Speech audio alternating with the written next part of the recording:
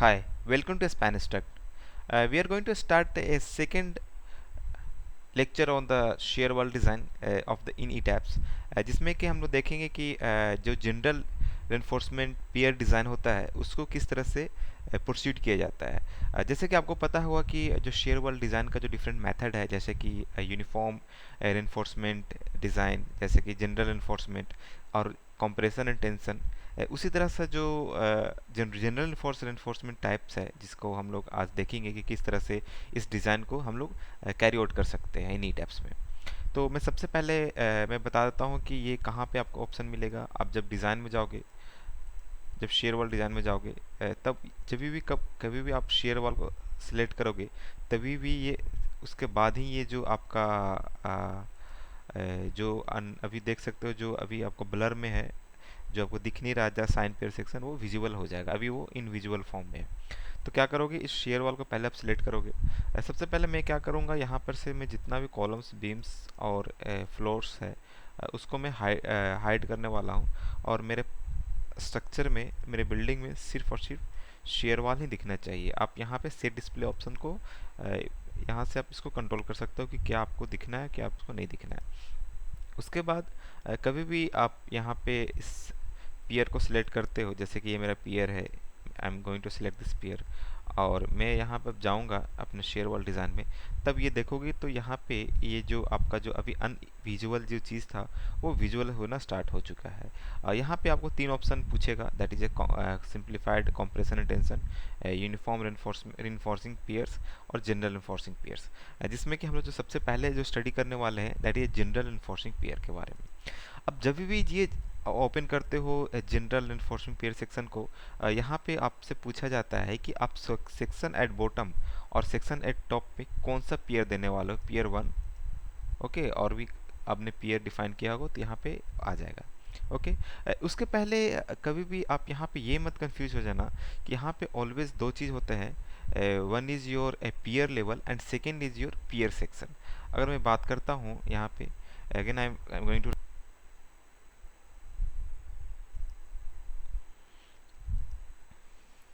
अगर कभी भी आपको पीयर लेवल को डिफाइन करना होगा, तब कैसे डिफाइन कर सकते हो, अपना शेयर वाल को सिलेक्ट कर सकते हो, अपना साइन में जाना, स्लैब सेल में जाना, यहाँ पे पीयर लेवल ऑप्शन मिलेगा।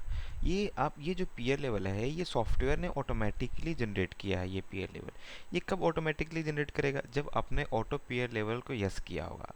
सपोज करते हैं कि आपने इस ऑटो पीयर लेवल को नो किया हुआ है, तो क्या इन केस क्या सॉफ्टवेयर ऑटोमेटिकली पीयर लेवल को जनरेट करता है? तो दैट आंसर इज नो, वो ऑटोमेटिकली जनरेट नहीं करता, आपको मैनुअली जनरेट करना पड़ता है। अब मैनुअली कैसे जनरेट कर सकते हैं, आप अपना मॉडिफाई ऑप्शन में जाकर आप अपना एक पीयर का नाम रख सकते हो, जैसे कि मैंने SW1 रखा है, and this is my new peer level which I have just defined right now. आपने इस पीयर लेवल को डिफाइन किया है, आपने क्या किया, इस पीयर लेवल को आपने असाइन भी कर दिया है।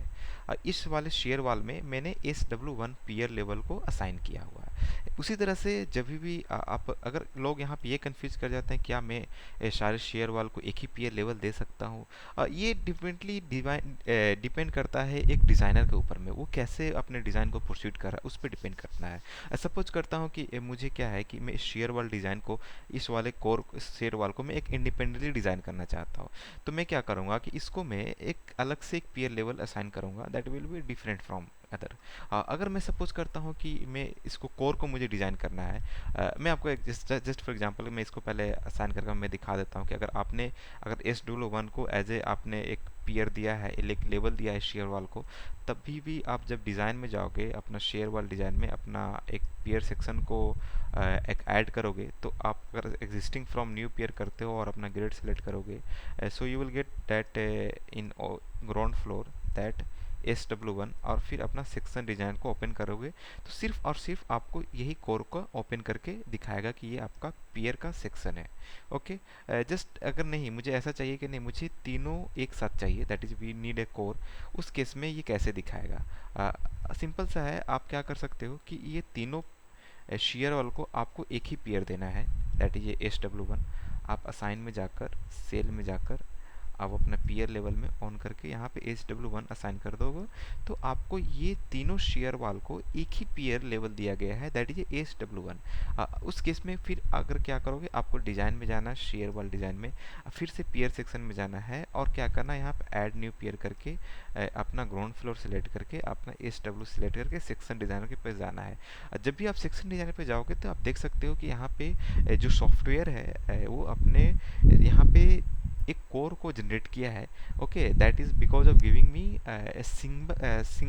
We can say that a pier level to this shear wall. ये हमारा इम्पोर्टेंट है कि कब मुझे एज ए सिंगल बिहेवियर देखना है और कब मुझे एज ए कोर बिहेवियर देखना है, इसके बारे में हम बाद में डिस्कस करेंगे। मैं यहाँ पे एक ऐसे लिख के यहाँ पे कोर को डिफाइन कर देता हूँ कि दिस इज माई कोर और इसको मैं ओके कर देता हूँ। आप इसको एज ए बॉटम भी सेम रखना चाहते हो अगर रख सकते हो, और टॉप को अलग रख सकते हो तो आप रख सकते हो। अब तो यहाँ से आपको समझ में आ गया है कि एक पीयर लेवल में और एक पीयर सेक्शन में क्या डिफरेंस है।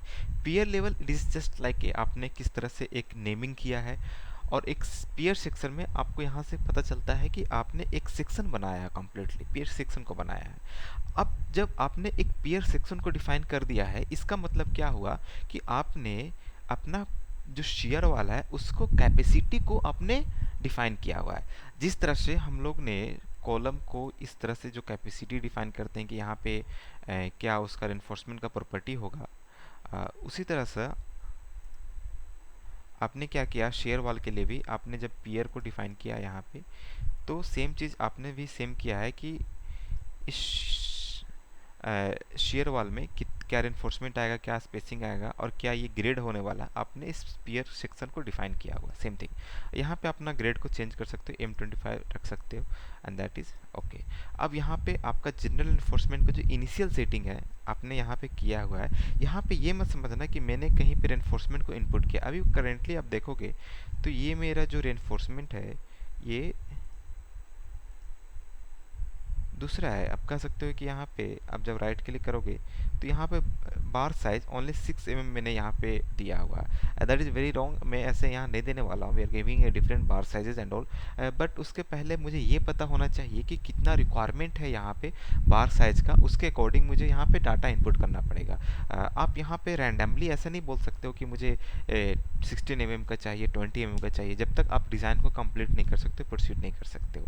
मेरा कहने का मतलब ये है कि पहले आपको यहाँ पे डिज़ाइन को देखना है कि क्या मेरा डिमांड है।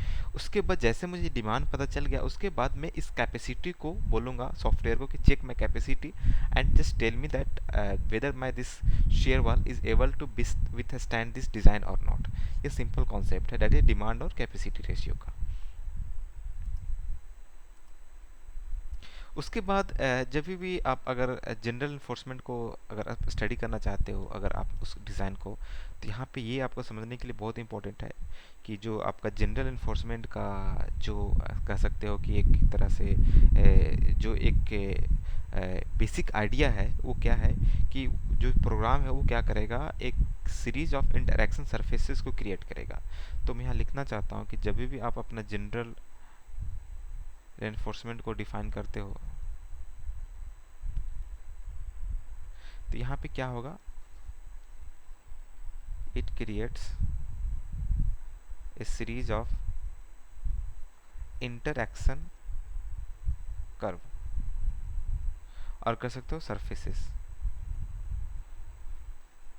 फॉर पीयर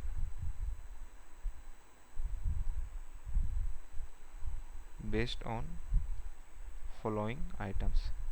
अब मैं जो फॉलोइंग आइटम्स लिखने वाला उसके बेस पे क्या करेगा, जो मेरा जनरल इन्फोर्समेंट जो पीयर्स है जो मैं यहाँ पे असाइन किया हूँ इस शेयर वाल को, यहाँ पे क्या करेगा वो इंटरैक्शन सरफेसेस को क्रिएट करेगा।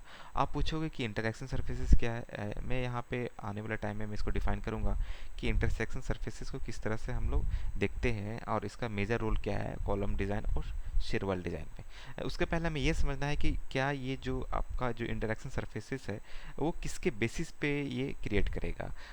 The first thing that is very important कि क्या आपका साइज ऑफ पीयर क्या है। ठीक है। और ये साइज ऑफ पीयर कहाँ से उठाएगा? सेक्शन डिजाइनर, जहाँ पे अभी आपने जस्ट ने आपने जो इसका यहाँ पे सेक्शन इनपुट किया है इन डिज़ाइनर, जब अभी जस्ट मैं आपको ओपन करके दिया था। उसके बाद यहाँ पे किस बेसिस पे दूसरा जो आएगा, that is the location of reinforcement. उसके बाद जो थर्ड ऑप्शन है, जो कि जिसके बेसिस पे वो अपना इंटरेक्शन सरफेस उसको जनरेट करेगा, that is the size of reinforcement. अब देखो, ये तीनों के हेल्प से सॉफ्टवेयर क्या करेगा, इंटरएक्शन सरफेसेस को जनरेट करेगा। यहाँ पे मैं इंटरएक्शन सरफेसेस को डिटेल में नहीं बताने जा रहा हूँ, बट मैं आपको एक छोटा सा एक मैं आइडिया दे देता हूँ। अगर आपको नहीं पता है कि इंटरएक्शन सरफेसेस किसको बोलते हैं, तो आप समझ जाओगे कि ये क्या होता है। यहाँ इंटरएक्शन सरफेस को अगर समझते हो तो ये क्या है कि इंटरएक्शन मतलब कि बहुत सारे एक्शन आपस में इंटरलेट कर रहे हैं, मतलब इंटरएक्शन कर रहे हैं। अगर आप कॉलम डिज़ाइन करने जाते हो, सपोज जस्ट फॉर एग्जाम्पल, वहाँ पे क्या होता है कि आप एक्सियल फोर्सेस के लिए डिज़ाइन करते हो, साथ साथ में आप बेंडिंग के लिए भी डिज़ाइन करते हो, फिर शेयर के लिए भी डिज़ाइन करते हो। तो यहाँ पे क्या है कि हमारे पास डिफरेंट इंटरैक्शंस हो रहे हैं साथ साथ में। इसी तरह से आप बीम के लिए डिज़ाइन करते हो, सपोज करते हो उस बीम में एक बेंडिंग आ रहा है, शेयर आ रहा है, तो यहाँ पे क्या हुआ, दो एक्शन यहाँ पे आ गया। अगर उसमें टोर्जन आ गया तो वहाँ पे तीन एक्शन हो गया। तो इस तरह से क्या होता है कि हमारे पास जो भी डिज़ाइन होता है, जैसे कि आप शेयर वाल डिज़ाइन करोगे, चाहे आप यहाँ पे कह सकते हो कि कॉलम डिज़ाइन करोगे, चाहे आप बीम डिज़ाइन करोगे, तो यहाँ पे आपको डिफरेंट डिफरेंट एक्शन के साथ डिज़ाइन करना पड़ता है। इसी कारण से जो आप कह सकते हो, जो हम कभी भी सॉफ्टवेयर में इन्वेलप के थ्रू कभी भी हम लोग इस तरह के एलिमेंट को डिज़ाइन करते हैं, इसी कारण से वो एक रॉन्ग डिज़ाइन होता है। क्योंकि हम लोग एक पार्टिकुलरली इन्वेलप में आपको एक पार्टिकुलरली मोमेंट पे वो आपको बताएगा कि अगर आप कोई मोमेंट चेक करो तो क्या मैक्सिमम हो रहा है एक इन्वेलप पे। लेकिन ऐसा कभी भी कहना गलत है कि अगर आप सपोज करता हूँ मैं कॉलम डिज़ाइन कर रहा हूँ, वहाँ पे मैंने एक इन्वेलप बनाया है जिसमें मैंने स्टैटिक लोड इंक्लूडेड है और ग्रेविटी, स्टैटिक एर्थक्वेक लोड इंक्लूडेड है और ग्रेविटी लोड इंक्लूडेड है। अगर मैंने क्या किया है कि उस कॉलम डिज़ाइन में मैंने जस्ट इन्वेलप बना दिया है उसको सारे लोड कॉम्बिनेशन का, और वहाँ मैं एक मोमेंट चेक कर रहा हूँ, तो आपको वो तो मोमेंट आप वहाँ पे जब वहाँ से ले रहे हो तो वो आपको मैक्सिमम बताएगा कि इस इन्वेलप में ये मैक्सिमम मोमेंट आ रहा है, आप वो उसको लेके डिज़ाइन कर लेते हो। That is very wrong concept, क्योंकि यहाँ पे आपको समझना है कि जो मेरा कॉलम डिज़ाइन है वो इंटर एक्शन डिज़ाइन होता है। यहाँ पे आप एक एक्शन के लिए नहीं डिज़ाइन कर रहे हो, इसलिए वो आप इन्वेलप लेके जब भी इस टाइप का एलिमेंट को आप डिज़ाइन करते हो तो एक रॉन्ग साबित होता है, क्योंकि आपने एक एक्शन को मैक्सिमम लेके डिज़ाइन किया है। That is not a wrong right way of designing anything. Okay, मैं यहाँ पे इतना डिटेल में नहीं इसके बारे में समझाऊंगा, मैं बस छोटा सा आइडिया दे दिया हूँ। आपको इंटरैक्शन सर्फेसिस के बारे में पता चल गया कि आप डिफरेंट डिफरेंट एक्शन जब आप एक साथ लेके डिज़ाइन करते हो तो उसको इंटरैक्शन सर्फेसिस बोलते हैं। ठीक है। जो शेयर वाल के केस होता है, अगर आपको देखना है कि क्या शेयर वाल ने किस तरह से इंटरैक्शन सर्फेसेस को जनरेट किया है, तो आप जनरली आप क्या कर सकते हो कि आप अपने डिज़ाइन में जाना, जो शेयर वाल डिज़ाइन है, अपना जो आपका पेयर सेक्शन है, आप इस मॉडिफाई करोगे तो आप इसका सेक्शन एरिया में जाकर यहाँ पे डिस्प्ले में जाकर आप इंटरैक्शन सरफेसेस को देख सकते हो। जो आप सरफेसेस देख रहे हो ये आपका 3D सरफेसेस है, जिसमें यूनी एक्सियल पी लगा हुआ है, साथ साथ में बाई एक्सियल बेंडिंग भी है। Okay, you can see M33 bending are also there and M22 bending are also there, right. जो कि हम लोग देखेंगे कि किस तरह से आगे हम लोग इसको एक बाई एक्सियल बेंडिंग कह सकते हो, और इसी तरह से कॉलम में भी होता है कि इंटरैक्शन सरफेसेस जनरेट होता है, जिसको हम लोग PMM इंटरैक्शन कर्व के नाम से भी जाना जाते हैं। सेम यहाँ पे भी सेम चीज़ है, ये जो आप देख रहे हो that is here also the same thing, जो कि एक कॉलम के लिए डिज़ाइन किया गया है। बट आपको ये पता होना चाहिए कि हम लोग आउट ऑफ प्लेन बेंडिंग के लिए नहीं डिज़ाइन कर रहे हैं, तो यहाँ पे आपको सिर्फ और सिर्फ एक तरह से कह सकते हो कि एक ही बेंडिंग होगा और एक आपका एक्सियल फोर्सेस होगा, that's enough. Okay,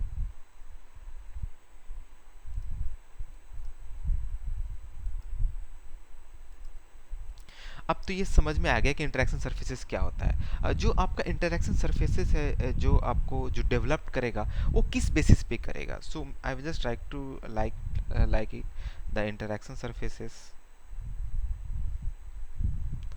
the interaction surfaces are developed for 8 different ratio of reinforcing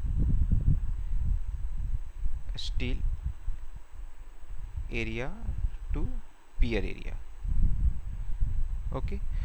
ये जो आपका इंटरेक्शन सरफेसेस यहाँ पे जो जनरेट होने वाला है, जो करने वाला सॉफ्टवेयर, वो कह सकते हो कि एक डिफरेंट रेशियो के साथ वो जनरेट करेगा। और वो रेशियो किसका होगा? Steel area to the pier area, जिसमें कि जो आपका कह सकते हो that is the pier area held constant. जो पियर एरिया है आप उसको कांस्टेंट रख के, और आप जो स्टील एरिया है आप उसको मॉडिफाई करके आप उसको बना सकते हो, यहाँ पे एक डिफरेंट रेशियो को जनरेट कर सकते हो। ये आपका बेसिक्स कह सकते हो, एक आइडिया है ऑफ जनरेटिंग ए डिफरेंट। हम लोग फिर से चीज़ों को रिवाइज कर लेते हैं। जो आपका जनरल रेनफोर्समेंट पियर है, जिसका जो सेंट्रल आइडिया कह सकते हो क्या है, पहले क्या करता है, the program creates a series of interaction surfaces, जिसमें हम लोग देखे थे पीएमएम इंटरेक्शन कर्व वगैरह जस्ट देखे थे। उसके बाद ये जो कर्व है वो किसके बेसिस पे फॉर्म करता है? What is the size of the pier, आपने स्पेसिफाई किया है सेक्शन डिजाइनर के पास, और क्या उसका लोकेशन ऑफ द रेनफोर्समेंट बार क्या है उसके बेसिस पे। और वहाँ पे साइज ऑफ ईच रेनफोर्समेंट बार, जो आपने 6 mm डाला है, 12 mm डाला है, 10 mm डाला है, 16 mm डाला है, आपने जो भी स्पेसिफाइड किया है आपका बार का जो सेक्शन साइजेज है, उसके बेसिस पे सॉफ्टवेयर क्या करेगा, एक इंटरैक्शन सरफेसेस को जनरेट करेगा। जो इंटरैक्शन सरफेसेस जो मैं बताया था, जो 8th रेशियो में जनरेट होगा, वो किस पे डिपेंड करेगा? वो होता है steel to the pier ratio. अगर अब मैं बात करूँ 8 टाइप ऑफ रेशियो जो जनरेट होगा, जो कि एक steel area to the pier area है, वो कैसे 8 जनरेट करेगा, 8 कैसे बन जाएगा, 8 रेशियो कैसे बनेगा? तो बनेगा, पहले क्या करेगा, पियर को वो कांस्टेंट रखेगा, और क्या करेगा, जो आपका स्टील जो रिबार आप इनपुट किए हो, वो बार बार उसको मॉडिफाई करेगा, और मॉडिफाई करके वो 8 रेशियो को जनरेट करेगा। जिसमें से हम लोग कह सकते हैं कि जो 8 रेशियो जनरेट करेगा, उसको बार बार उसको यूज करके उसको इंटरैक्शन सरफेसेस को वापस से जनरेट करना स्टार्ट करेगा। तो ये एक ओवरऑल कह सकते हो एक सिनेरियो है, जिसमें जनरल इन्फोर्समेंट को डिज़ाइन करता है, आप उसको डिज़ाइन कर सकते हो उसके थ्रू। अभी जब आप प्रेफरेंस में जाओगे, जनरली आप अपना डिज़ाइन में, शेयर वॉल डिज़ाइन में जो आप प्रेफरेंस में जाओगे, तो you will get it all the settings right here, कि आपका अपना डिज़ाइन कोड क्या रखना है। यहाँ पे मल्टी रिस्पॉन्स केस कब यूज करोगे? जब आप कभी भी non linear static push over curve, sorry non linear static push over analysis run करते हो, चाहे आप टाइम हिस्ट्री एनालिसिस यूज करते हो, तब उस टाइम पे इस चीज़ को आप चेंज कर सकते हो। बाकी आपको बाय डिफ़ॉल्ट ही रहने देना है। जो रिबार मटेरियल है that we have to use HD 500, और जो रिबार मटेरियल जो शेयर के लिए है दैट इज़ 415। उसके बाद जो ये डाटा है that is gamma steel and this all the factor of safety जो आप यूज़ कर सकते हो। कॉन्क्रीट और स्टील में बाय डिफ़ॉल्ट रहने देना है। पी मैक्स को 0.8 पे रखना है, और नंबर्स ऑफ कर्व 24 रखना है, क्योंकि यहाँ का 3 कह सकते हो 3 interaction multiply by 8 ratio that is coming around 24। ये आपका नंबर्स ऑफ कर्व ऐसे कैलकुलेट किया जाता है। यहाँ पे जो सबसे इंपॉर्टेंट चीज़ है जो कि मैं बताना चाहता हूँ, जो सेक्शन डिजाइन IP मैक्स, ये जो मैक्सिमम रेशियो होता है, जैसे मैंने आपको बताया था टोटल 8 रेशियो होते हैं, that is the from the 8 ratio that is IP max is the maximum ratio. उसी तरह से जो सेक्शन डिजाइनर का IP मीन है that is a minimum ratio of the आप कह सकते हो steel area to the pier area. तो आपको समझ में आ गया कि जो मैक्सिमम और जो मिनिमम जो रेशियो है वो क्या होता है बाय डिफ़ॉल्ट। आप अगर वैल्यू को चेंज करना चाहते हो तो आप अपने अकॉर्डिंग चेंज कर सकते हो, बट जो आपका यहाँ पे और भी जो कंसर्न है, like consider minimum intensity major direction में, आप अगर मिनिमम इंसेसिटी कंसीडर करना चाहते हो आप यस रखना है। बाय डिफ़ॉल्ट ये यस ही रहता है, आपको ये यस ही रख के छोड़ देना है इसको। नंबर ऑफ पॉइंट्स आप कितना रखना चाहते हो, 11 है, ठीक है, ये आपको हमेशा 5 और इक्वल टू आपको ओड में ही इसको रखना है। मैं यहाँ पे डिटेल में नहीं चाहूँगा क्यों ये ओड में रखा जाता है, इसके पीछे भी एक कॉन्सेप्ट होता है, ठीक है। ये सब हम लोग जो यूटिलाइजेशन फैक्टर यहाँ पे इसको आप चेंज करके 1 को भी रख सकते हो, that will be more good. आप थोड़ा जो 0.95 को रखते हो तो इट विल बी मोर, कह सकते हो कि आप फैक्टर ऑफ सेफ्टी एरिया में हो, एक सेफर एरिया में, but I will not go in that much safer, I will keep it in 1 only. तो आप यहाँ पे एक प्रेफरेंस को, आप अपना पूरे प्रेफरेंस को यहाँ पे सेट कर सकते हो, ओके। उसके बाद जब भी आपका प्रेफरेंस सेट हो गया है, आप क्या करोगे, आप अगर यहाँ पे जूम इन करके शेयर वाल को आप सिलेक्ट कर सकते हो, ठीक है। और फिर क्या, अगर आपको तीनों एक साथ लेके डिज़ाइन करना तो आप एक साथ भी लेके डिज़ाइन कर सकते हो, और अब तुमको अलग अलग लेके डिज़ाइन करना तो आप अलग अलग लेके भी डिज़ाइन कर सकते हो, ठीक है। उसके बाद क्या करना है कि इसको आपको फिर से, अगर आपको अलग अलग लेके जाना है तो आप इसको डिफरेंट, आप इसको लेवल दे दो, पीयर लेवल। आप एक न्यू पीयर लेवल असाइन कर सकते हो, that is SWT2, add new peer, okay. उसके बाद इसको सिलेक्ट करके आपको डिज़ाइन में जाना है, शेयर वाल डिज़ाइन जाना है, अपना पीयर को डिफाइन करना है, आपको ऐड न्यू पीयर करना है, और यहाँ पे कह सकते हो कि मेरा कोर बॉटम पीयर ही है। इस बेस मटेरियल को M25, ये जो पीयर आपको जो डिफाइन होगा, ये ऐड न्यू पीयर सेक्शन क्या होता है, जब आप इनिशियल टाइम से इस पीयर को ऐड करते हो, स्टार्टिंग टाइम से ऐड करते हो, ये बहुत मुश्किल है। यहाँ पे आप इस चीज़ को ट्राई मत करना, क्योंकि आपको फिर से पीयर को, साइज को लेके आपको पूरा यहाँ पे ड्रॉ करना पड़ेगा लाइक दिस, ठीक है। यहाँ पे पूरा पीयर क्या थिकनेस है, क्या लेंथ है, उसके अकॉर्डिंग यहाँ पे पूरा पीयर को स्टार्टिंग से आपको डिफाइन करना पड़ेगा। I will not recommend you to go in this वे।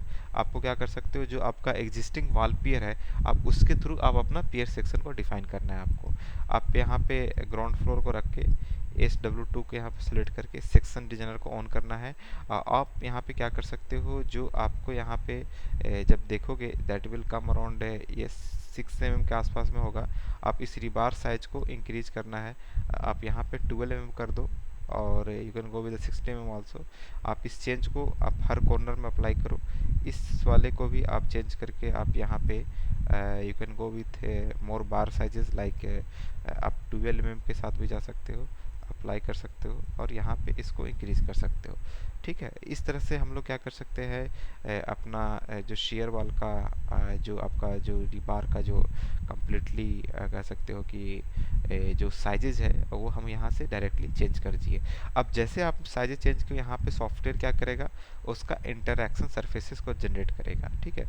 जो कि हम लोग जस्ट थोड़ा देर पहले इस चीज़ को हम लोग जस्ट देखे थे कि किस तरह से वहाँ पे इंटरैक्शन सरफेसेस को जनरेट किया जाता है, ठीक है। आप यहाँ 3D में देख रहे हो, ठीक है। उसके बाद यहाँ से क्या हो गया, हमने एक पीयर सेक्शन को डिफाइन किया है, ठीक है। अब इस पीयर सेक्शन को आप क्या कर सकते हो, डिज़ाइन में जाके शेयर वाले डिज़ाइन को असाइन कर सकते हो जनरल एनफोर्समेंट्स में। आपको क्या करना है, यहाँ पे पीयर बॉटम को सेलेक्ट करना है। अब क्या करेगा, ये जो आप शेयर वाले यहाँ पे देख रहे हो, this section will be taken from the software. अब ये क्या करेगा, कोर बॉटम सेक्शन, मतलब सेक्शन एट बॉटम मतलब क्या है कि क्या सेक्शन आप बॉटम में क्या रखना चाहते हो, सेक्शन एट टॉप पे क्या रखना चाहते हो। आपको पता हो कि ये हमेशा यूनिफॉर्म ही रखा जाता है, जो सेक्शन एट टॉप है, ठीक है। आप सेक्शन एट टॉप को सेम, सेक्शन एट बॉटम को सेम रख सकते हो।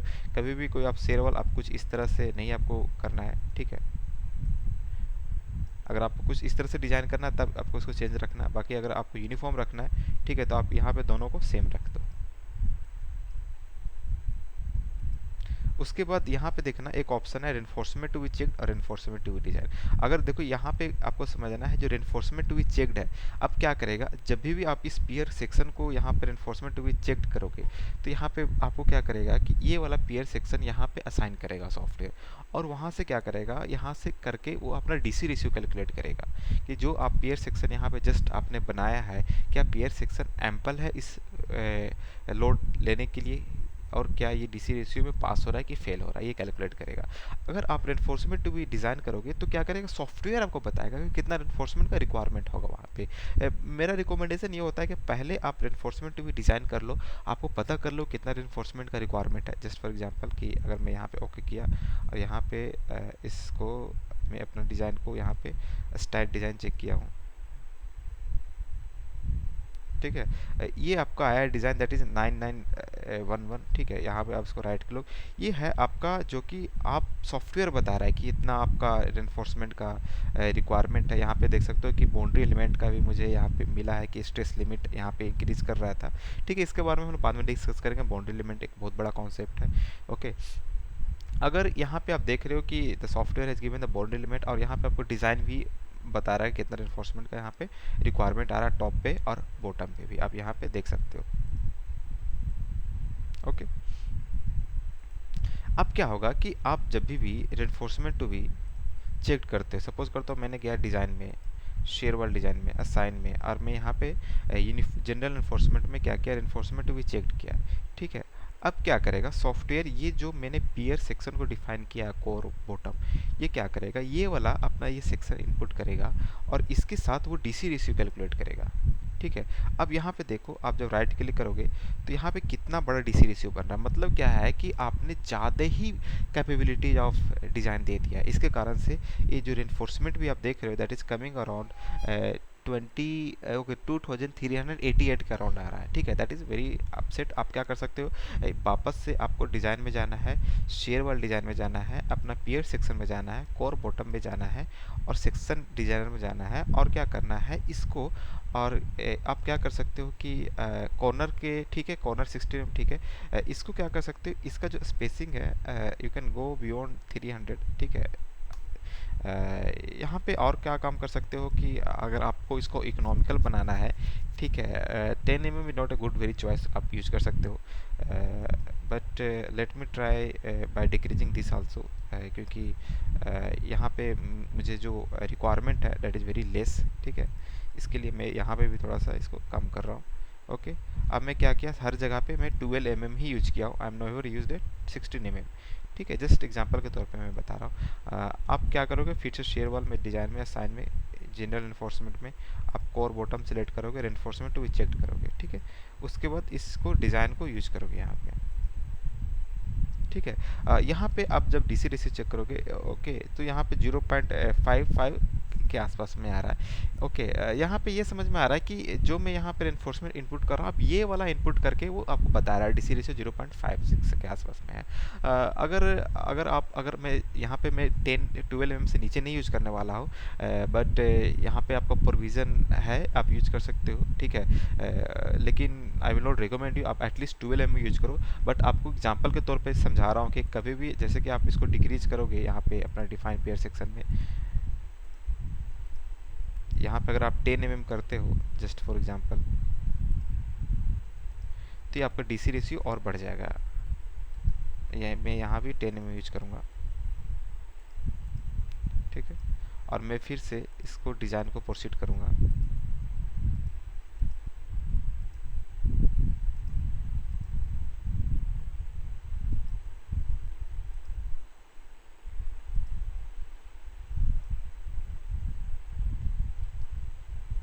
ठीक है, जो कि आप देखो डीसी रेशियो जो 0.66 के आसपास में आ गया है यहाँ पे। ओके, तो ये आप कर सकते हो कि this is the like you can give your peer section. आप पीयर सेक्शन को डिफाइन करके पहले क्या किया मैंने चेक लगाया कि क्या सॉफ्टवेयर क्या डिमांड आ रहा है, मतलब ये मेरा डिमांड क्या है, और उसके डिमांड के अकॉर्डिंग मैं यहाँ पे अपना पीयर सेक्शन को रेनफोर्समेंट को चेंज किया और यहाँ पे आगे मैं डिज़ाइन किया। यहाँ पे आपको देख सकते हो कि यहाँ पे बाउंड्री लिमिट का भी रिक्वायरमेंट यहाँ पे पड़ रहा है, क्योंकि स्ट्रेस लिमिट यहाँ पे अगर मैं देखता हूँ जो स्ट्रेस लिमिट होता है वो होता है 0.2 FCK। अगर 25 यूज कर रहे हो तो ये अराउंड 5 के आसपास में आएगा आपका स्ट्रेस लिमिट। अगर इस स्ट्रेस लिमिट से अगर इंक्रीज होता है तो आपको